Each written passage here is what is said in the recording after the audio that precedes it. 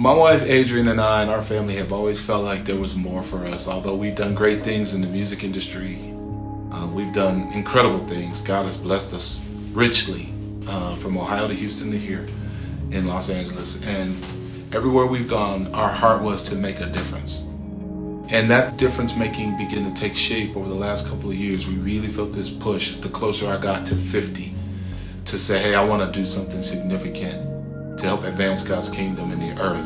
And when He planted us here in Los Angeles, in the space of creatives, immediately we felt it. We said, babe, we got to do what God called us to do. And it's interesting when you talk about a calling, because I didn't have a plan, but I had a calling. I didn't have a strategy, but I had a word. I didn't have any resources, but I was connected to the source. And my wife and I just prayed, and we were faithful to pray through it. And as we prayed through it, God gave us all those things. He gave us a plan, He gave us a strategy, and He gave us resources through ARC, Association of Related Churches, through Pastor Darren Shesky, through Converge Network, through Pastor Albert Tate and Fellowship Monrovia, through Pastor Tim Ross, through Pastor Travis Green, through Miss Diva Daughtry, through Pastor Kevin Lewis and Lighthouse Church. So many people have given generously into Believe LA. There are folks that are giving that don't even live here. Pastor Stephen Chandler out of Maryland, they've just given. They said, we believe in you guys. We want to see you guys do well. And although they've set us up to do well, we cannot continue to do well by being supported by other churches. Those churches have to self-sustain. We want to be in a position to do the same thing for other churches. So my prayer is that people will see what God has blessed us with and say, I want to be a part of what God is doing in Believe LA, not just to sit and enjoy, but to give of my time, my talent, and my treasure. When I lost my mom last year in December, and my wife lost her mother the year before, they, as pastors, had really pushed the issue and the understanding of the importance of legacy into me.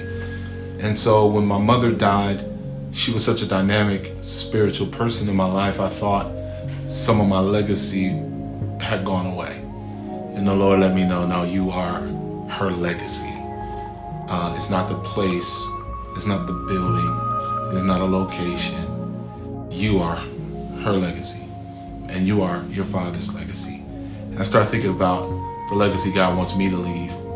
And there's no way my parents or any pastor or any church could ever do anything in this world to leave a legacy without the generosity of other people.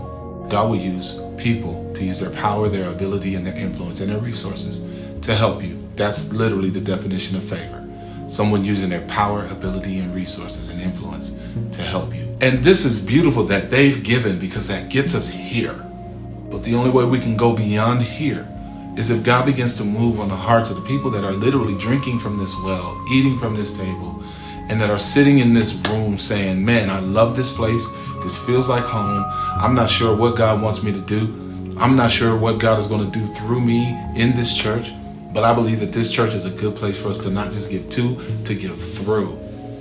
Our legacy is God's legacy. My legacy is the kingdom of God advancing in the Southern California, San Fernando Valley, Calabasas area. We need the generosity of the believers out here so we can make a difference.